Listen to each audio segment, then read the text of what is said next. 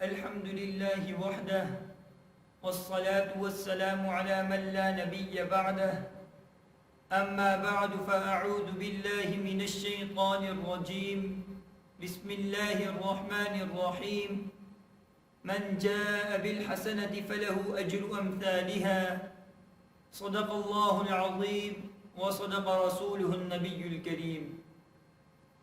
سامعین محترم، آج میں آپ کو شوال کے 6 روزوں کی فضیلت کے بارے میں بتاؤں گا.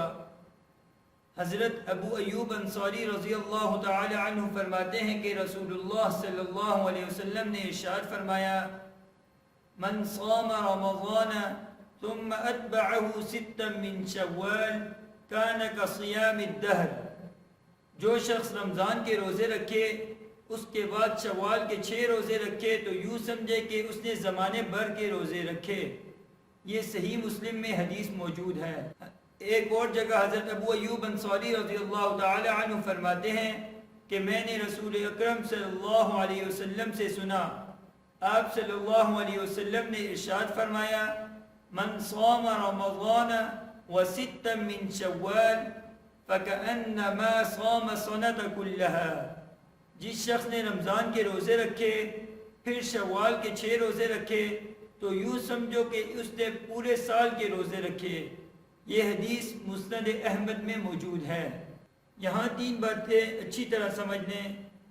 پہلی بات یہ ہے کہ ایک حدیث میں زمانہ بھر اور دوسری حدیث میں سال بھر، دونوں حدیثوں کا مفہوم ایک ہی ہے. یعنی رمضان کے روزے رکھے پھر شوال کے روزے رکھے تو جب سال بھر کے روزے رکھیں گے اور ہر سال ایسے کرے گا تو گویا کہ اس نے پوری زندگی کے زمانے کے روزے رکھے، گویا کہ اس کا پورا زمانہ روزے کے اندر گزر گیا. حضور صلی اللہ علیہ وسلم نے شوال کے 6 روزوں کی بڑی ترغیب دی ہے. یہ پورے سال کا اجر کیسے ہے؟ من جاء بالحسنۃ فلہ اجر امثالها. انسان ایک نیکی کرتا ہے تو اس کا اجر اس کو 10 نیکیوں کے برابر ملتا ہے. رمضان 1 مہینہ روزہ رکھا 10 گنا اجر ملے گا، یعنی 10 مہینے اجر ملے گا. اور شوال کے 6 روزے رکھے، اس کو یوں سمجھے کہ 6 کو اگر 10 کے ساتھ ضرب دیں تو یہ 60 بنتا ہے، اور 60 2 ماہ ہیں، اور 2 ماہ 10 ماہ وہ ہو گئے، 2 ماہ یہ ہو گئے، تو یہ پورا سال بن گیا. تو اللہ تعالیٰ اس کو پورے سال کا اجر عطا فرمائیں گے.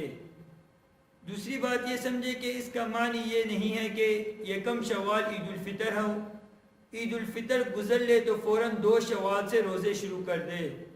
2 شوال کو رکھ لیں، 4 کو رکھ لیں، 6 کو رکھ لیں، 7 کو رکھ لیں، یہ آپ کی مرضی. یکم شوال کے بعد کسی بھی دن آپ روزہ رکھ سکتے ہیں، چاہے تو مسلسل روزے رکھ لیں. اگر مسلسل روزے نہیں رکھ سکتے تو درمیان میں وقفہ کر کے بھی روزے رکھے جا سکتے ہیں.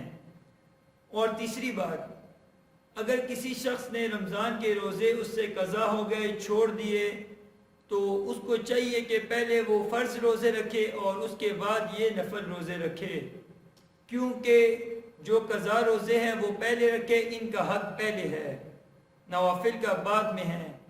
کہیں ایسا نہ ہو کہ زندگی وفا نہ کرے اور یہ آدمی بیمار ہو جائے اور نہ روزے رکھ سکے. اس لیے اپنے قضا روزے پہلے رکھے، اس کے بعد یہ نوافل روزے رکھے. اللہ تعالیٰ فرائض کے ساتھ ہمیں نوافل کی بھی توفیق عطا فرمائے.